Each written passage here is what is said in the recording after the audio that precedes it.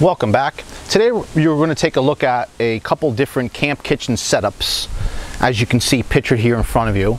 I'll preface this video by saying it's really windy out today, and there's gusts between hearing nothing and a pretty big gust. So if this hopefully sounds good, I'll leave it as is. If not, this will be overdubbed and that'll be another issue on its own. But anyway, what we have here is a backpacking set, a car camping set, and a larger car camping set made for more of a group setup. And what I'm going to do is actually get all this stuff set up in separate stations, and we can give you a shot of what it looks like. I will tell you off just looking at us, this is the Stanley Adventure Series Cook set. This is the Cook Plus Prep set, also from Stanley.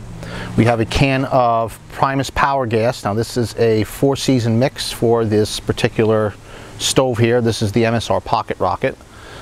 We have a Ozark Trails aluminum roll top folding table. This is the Coleman Camp Bistro butane stove. We have the Coleman Deluxe Camp Kitchen, the Stansport Outfitter Series, I think, the 2-burner stove, and a Lodge cast iron pan, just for comparisons. So like I said, I'm going to set these up into 3 distinct groups. We'll use the pallet table here for the backpacking setup, and then the car setup here, and that piece there has its own station that you will see fully set up.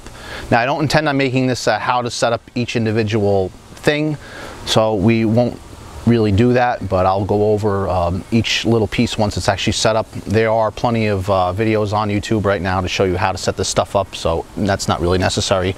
Also, I have separate videos on the Stanley cook set as well as this particular stove, so if you want to check those out, I'll put those links in the description below. All right, the first thing we're going to take a look at is the backpacking set. Now this particular stove, like I mentioned earlier, runs on a propane isobutane butane combination. This is a triple blend here. At the end of this particular video, when I get inside, I'll actually have some information on the actual differences between the different fuels, why you want to use them over another, and whatnot. But while we're out here, I'll show you as much as I can. Now, like I said, this is the MSR Pocket Rocket stove. It'll either run on 70% butane or 30% propane mix, or you can use an 80% isobutane, 20% propane mix. They do recommend using their own brand of fuel, which all these stoves tend to do. They claim on the website it boils 1 liter of water in 3.5 minutes. You get a burn time per 8-ounce canister of around 60 minutes, and you can boil about 16 liters worth of water basically with that particular cylinder there. Now this is really light. The Pact Weight, which is in that little red case there, is 4.2 ounces. The stove itself weighs 3 ounces. I will show you how to set that up. Now this particular set you're going to take, like I said, backpacking with you. You're not going to want to necessarily go car camping with it. I mean, you could, but it's not really necessary. It's very lightweight. I will show you how this kind of goes together here. The case just pops open. This simply opens up. You do have to flip this little valve out and actually shut it off, because to get it to the position that it needs to sit on this thing, it actually has to be open slightly. So we'll make sure that's off. The fuel just opens up, and this simply screws onto this canister. It really can't get any simpler than that. Now this is going to be used for boiling water more so than anything, particularly for something like a Mountain House meal that's a dehydrated meal, or maybe ramen noodles or coffee or hot chocolate or things like that. I don't think it'd be such a good thing maybe to put a frying pan on it. I mean, I suppose you could. I don't have a camping style frying pan to show you. I could show you that the Adventure Series cup kind of fits on it, but it's not the most stable thing.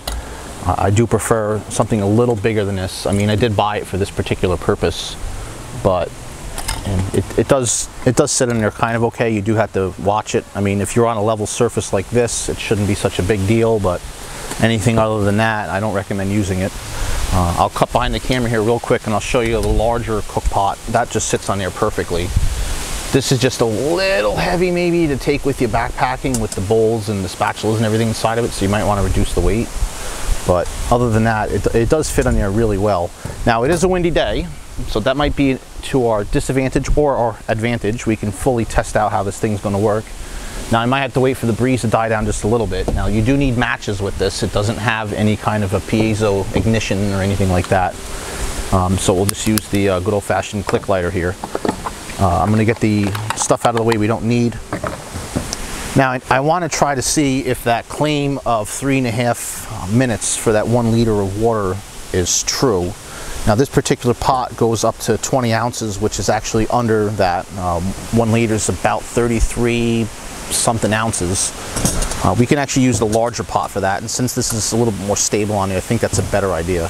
So I'll go ahead and take everything out of this pot. I'll fill it up with some water, and of course here comes a big gust of wind, but we'll go ahead and get this thing lit and you'll see what I'm talking about. This does have this tri design inside here, which is supposed to be a wind guard, so if one section goes out, the other should stay lit. And this thing's like, it's called the pocket rocket for a reason. It's very powerful. Let's get some water in this. All right, we got ourselves 32 ounces of water. I went to that mark, it was just easier. We'll put the lid on that, that'll get that to boil quicker. Now we'll turn this on, I'll give it a little bit of gas, put the lighter to it. It's lit. I mean, you can't see it on the camera, but it definitely is lit. I can get the microphone kind of close up, burning myself here. You'll hear this thing. Yeah, it's pretty intense. But let me just turn this down a little simmer. I'll put the pot on it. And what I'm going to do, actually, let me shut this off for a second. I just wanted to show you that lit. But what I'm going to do is actually grab my tablet, set a timer on it. We'll put the camera on the time-lapse mode perhaps, and we'll see how long it takes before this lid starts to dance over here. Now we can see that this is actually pretty stable on here. I'll just position this a little better. I should be able to light it with the thing on here. Let's see what we got.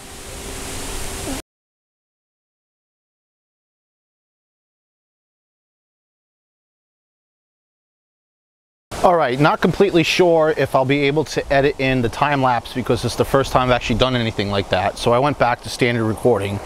We're actually at 3 minutes and 41 seconds and no boil yet. I do have it on pretty high of a flame. I might be able to go just a little higher. I was afraid that the flame was going to come out the edges. Now you can really hear that thing. It's roaring like a jet engine. It's pretty impressive actually. Now we're up to the 4-minute mark. Now in all fairness, I could have had the flame up a little higher perhaps, but like I said, it was a little precarious just listening to that thing like that, especially with the wind. I'm afraid a lot of the heat is definitely going this way. Now you can use a heat shield, I guess you could say, but you want to do more of a wind shield where you want to put it further out just to block the wind. You don't want to put it too close because what happens, this will get too hot and you could risk the explosion basically. But they have other units like this where the fuel tank is actually separate, it's further out, and that you can put a heat shield around and really concentrate the heat in there. Now we're already up to the 5-minute, 15-second mark. I still don't really have a boil. I have a lot of bubbles in the bottom. Some of them are starting to come to the top. So definitely in all fairness, I should have had this at a higher setting. So I'll give it that. I'll go ahead and pause the film right now. We'll see when we actually come back to a full rolling boil. All right, it turns out I could turn this actually up a lot higher. And I'll show you. That's full tilt right there. That's why it's called the pocket rocket. But we're at 751 and I got a full rolling boil. I mean, it's rolling, it's crazily rolling up there. Probably not picked up on, yeah, you can see it. Okay. So yeah, it's boiling really good. Let me go ahead and kill this because I don't want to waste all my fuel. So that doesn't really prove a whole lot, I'll admit, because the wind and I didn't really have it on full blast like I should have, but it still proved that the thing works pretty darn good. All right, the second setup we're going to take a look at is the Coleman Butane Setup. This is a single burner stove as mentioned earlier. I did a separate review of this. You'll see a link someplace in the video here or in the description below. Very simple to set this one up. This is the one I'm going to take with me on my upcoming trip next week because it's just me. And even though I have a van, I have plenty of room, I don't really feel like bringing stuff I don't necessarily need. as you can imagine. It's not always a good idea to have too much equipment. This one fires right up, which is nice. We'll see how this one performs in the wind right now. Now they recommend up to a 10-inch size pan. Here is the 10-inch Lodge cast iron pan. We'll stick that on top for comparison. You see it fits pretty well. I'll also show you the same Stanley cook set we were using before. Now that just reaches that inner ring, so I wouldn't go anything smaller than this. So I'm not going to use the other cup. I'll remain this one in my bag for this one. I should say this one will remain in my bag for backpacking use. And if we see that this doesn't fit good on there, so we'll just leave this one out of the mix. So far, you can see this one has kind of limited uses for me as far as the stoves are concerned. It does work on the MSR stove, just not as well as I'd like it to. Ultimately, this one works best for me in the campfire, just sticking it on top of the coals. I mean, you can cook anything on top of that, but this particular cup works nice for that. But anyway, onto this piece here. I'm going to go ahead and do the same routine. I'll spare the time lapse because it's not really necessary to do, but I'll start a timer and we'll see how long it takes to boil water on this one. Now, it's not necessary to really compare boiling water because you might not take this backpacking, and a lot of the times the boiling water scenario is really good for, like I said, dehydrated meals. I mean, you can take them with you when you go car camping. This is a nice setup, by the way, for just taking it to work for lunch with a little chair. Like if you had enough time for lunch, you could boil yourself up something, maybe put a couple hot dogs in there, or again, ramen noodles. You can make a little thing of mac and cheese. There's a lot of stuff you can do with boiling water, or just this pot in general. So it's definitely a nice little setup. I like it. But let's get that pot on and see what we can come up with. Well, I had to pause for dinner, which did two things for me. One, it made it dark outside, so I just had to adjust by changing some settings on the camera and adding not one, not two, but 300-watt floodlights to just illuminate what we're looking at here. But it did allow the wind to calm down a little bit, so that's a good thing. So now we're going to light this and boil the water. I still have the cup sitting in there. I should note it's in the upper 70s today. I didn't mention that before. That's a factor to how quick the water boils. We'll just go ahead and get this fired right up. As you can see, it does light right away. And we'll put that on high heat. I'm going to go ahead and start the timer. So while this is going, I'll go ahead and give you some fun little facts about this particular stove. I did do a video about this separately, but I'll take the time to mention it now since I do have the time. Now, this is the Coleman Camp Bistro 1-burner stove. This runs on butane as mentioned. It has 7,650 BTUs of output power. You could fit up to a 10-inch pot, as I mentioned before when I showed you the cast iron pot on it. It runs on the 8.8 ounce canister. Now that will last you 1.25 hours. It doesn't say on high or low, it just says it lasts 1.25 hours. I have two of those for this particular trip, this one here and the other one just in case. I shouldn't be needing it more than that. Now it does include the plastic carry case as I mentioned earlier. It has an aluminum burner, enameled steel grates and drip tray, and the rest of it's steel. You can get it on Walmart.com for under 20 bucks. You can also find it in the stores. Fun little fact about this particular unit. It seems like it's made by a manufacturer. I'm not sure which one, but a manufacturer makes it, and they make it for everybody apparently. You can go out and get a Camp Chef, a couple other different units actually, all with the same layout, and it's all called Camp Bistro something or other. Also, fun fact, I tried looking up and down on Walmart's website just today actually about this particular unit, and I couldn't find anything at all about it, which is strange because there was some information on it prior. Don't know why. Don't know why I couldn't find any information on it. Now, like I said earlier, this is going to be more for actually cooking on than it is for just boiling water. Definitely, it's more stable. It's a wider platform. It's shorter. That definitely helps with being able to keep it stable, like I said. Let's see, we're up to, sorry, I had to log into my tablet over here. I don't have a timer out in the open. This is the problem with things when they're trying to do too many things at once. All right, we're up to 2 minutes, 12 seconds, no boil on that water yet. I'm gonna go ahead and cut the recording. We'll come back to once it's actually doing something. Also figure I would show you just up close how much room this table has. You can push that burner back a little bit like that and put the bowl, maybe a spatula. You can pull up a chair to this and you can actually eat right on this table and cook on it. So for me, being the one-man trip I'm going on, this is actually going to be a really great little setup for sure. If I kill one of these lights here, you can see it's got a pretty nice steady flame on it, which is excellent. Fortunately and unfortunately, there's no wind right now, so you can't see the performance of how this actually is in full wind. But I did in the other video, I went up and blew on it. You can see it stays lit pretty well. Right now we're at 6 minutes and it's starting to just get a little bit of a trickle of a boil.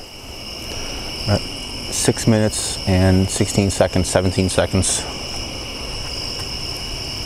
Just starting to get bubbles around the corners. I won't call it a rolling boil yet, but it's definitely getting very close to it. You can see we have steam escaping the holes in the top. Oh, there we go. Rolling boil. And I'll come over to the clock real quick. 6 minutes, 42 seconds as of right then. So actually that was a little quicker than the Pocket Rocket stove, but you got to remember the Pocket Rocket, we didn't have it full blast, so I can't really fault it. Also, I don't have the specs on the Pocket Rocket as far as how much it actually puts out as far as BTUs. That'd be interesting to have.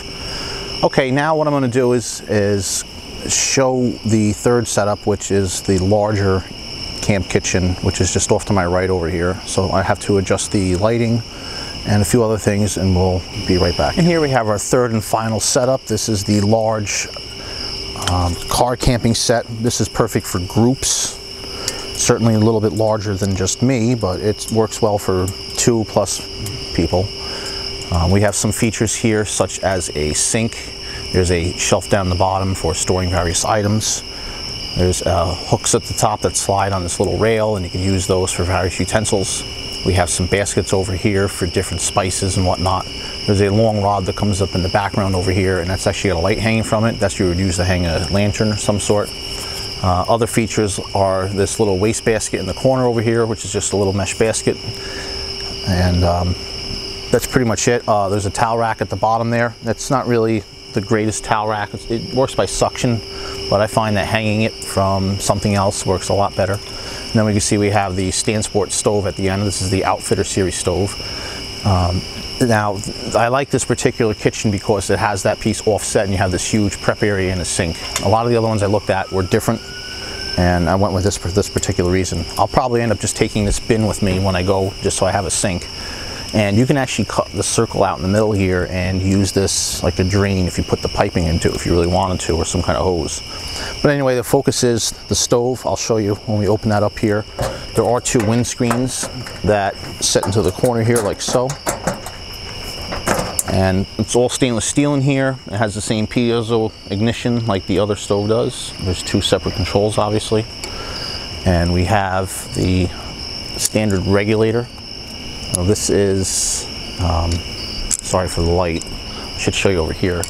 I'm in HDR mode and I can't turn the light on the camera this way, so I have to use actual lighting here, but this is just a standard regulator that screws into the stove on this end, and you hook the standard propane tank bottles onto the end over here. Now the cool thing about this is you can actually get a hose and connect the hose to here and bring it to a bulk tank, and that's actually what I end up doing when I bring this out with me, because this ends up sucking up a lot of fuel. These are 25,000 BTUs each burner. That's more than double, definitely. It's more than triple the little butane stove. So this should boil water really quickly. But I'm gonna go ahead and set this up and I'll show you what it looks like when it's done. All right, so what does 25,000 BTUs sound like? It sounds like this.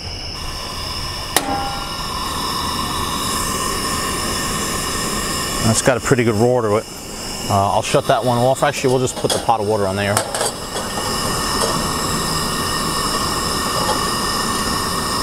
I can't really tell how I guess it's just about right. Oh, let me start that timer.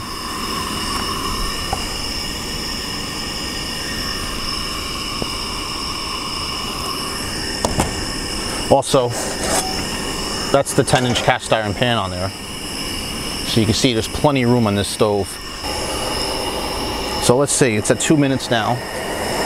Well, that water's starting to churn a little bit. This is going to be boiling in no time. You could, you know, put a big pot of water on here for sure. And certainly cook for a whole group of people.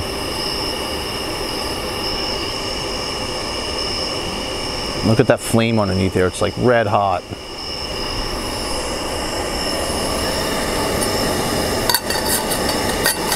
Not quite there, but almost.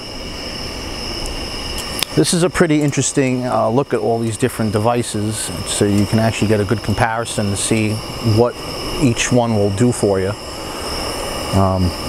Certainly, if I had a lot more people going with me, this would be the setup I would take with me. I would also take my 14-man tent, which is actually getting a little old and in need of a bit of repair. Let's see. Yep, boiling. Good boil to it. There it goes, starting to roll. Yeah, it's really rolling. All right, let me shut this off now because that's going good. You can actually hear it. Ow. That lid's hot. But you can see this little plastic tab is really cool to the touch despite the boiling water. Well, anyway, that was 3 minutes and 23 seconds just right then, so it's actually a little quicker than that. We'll call it 3 minutes 15 seconds. But I thought that's excellent. But then again, when you're pumping 25,000 BTUs into a little container like that, it tends to heat up quite quickly. Alright guys, well that's all I have for this particular video for now. So it's going to be a few minutes for me, it's going to be 2 seconds for you, but I'm going to get all this cleaned up and we'll get inside and I'll show you what the difference is between the different fuels so you get an idea of that. I feel like I didn't give the Pocket Rocket stove a fair shot earlier, so I'm going to go ahead and retest it real quick and we'll find out how quickly it takes to boil. I'm at 3 minutes 49 seconds and I'm at a full rolling boil. You can see it percolating out of the top of the pot there. So that's definitely a lot better than we did before. And we can definitely say the manufacturer's claim of 3.5 minutes is probably pretty true. I did actually find myself turning it up higher and higher as it went through the cycle because I felt more and more confident, because that's quite a roaring flame on this thing. I'm going to run you through the differences between the fuels really quickly. Propane, which is the one that's used the most, I feel, out of all of them. That's a low density fuel. It has a negative 43.6 degree Fahrenheit boiling point, or negative 42 degrees centigrade. That particular fuel needs a heavy tank. If you remember the little green tank I showed you outside, it was a large steel tank. I think it was 16.4 ounces or something. Thick walled, and the reason is because they compress it to turn it into a liquid. That's how they transport it. They may compress it more in larger trucks and so forth, but this isn't going to be super scientific, or, you know, I'm not a gasman by trade, so if I'm incorrect in any of this, please, if someone knows better, you can correct me in the actual comments below, please do. But that heavy tank, like I said, it's good for if you're going car camping or if you're walking in a short trip, but other than that, they tend to be quite heavy for actual backpacking. But that is the best use for the extreme temperatures because of the negative 43.6 boiling point. And basically, if the gas doesn't boil, it doesn't give off vapor, vapor doesn't burn, you won't be able to have a fire. So without that, you know, so unless you're in an area where it's below negative 43, which I think you'll be pretty hard pressed to find. Butane, on the other hand, is also a low density fuel, but that has a 30.2 degree Fahrenheit boiling point. So once you get below that, once you're in the 20s, you won't be able to use propane. So these little tanks over here are no good. But you can see this is just like a regular aerosol can. There's no special can necessary. So this is actually a lot lighter, and supposedly you get the same amount of runtime out of this as you do the larger propane tanks. I haven't actually tested that for sure, but I tend to find that you'll probably get just as probably more out of the larger tank. That makes sense. Plus propane you can get in bulk containers, as you saw from outside what I mentioned, the hose and whatnot. So unless you use this over 30, it won't really work that well. For what I'm doing, it's perfect. Isobutane, now that has a lower boiling point. That's 10.94 degrees Fahrenheit, or negative 11.7 degrees centigrade. I should have mentioned before, butane was negative 1 degree centigrade. But anyway, that one also uses a light tank, and again, that's best above the 10-degree mark. Now you can get blends, and that's where it gets interesting. That little tank that we showed outside, the very last one, that one again is a blend. That's a 4-season blend, so that has propane, butane, and isobutane in a specific blend to allow it to be used all year. And that's vital for people who backpack, because most of the time, if you're really into that stuff, you don't know what kind of territory you're going to get into, I guess, especially if you're going on long hikes. So you do need something like that. I know where I'm going usually, and actually I shouldn't say usually, I always know where I'm going.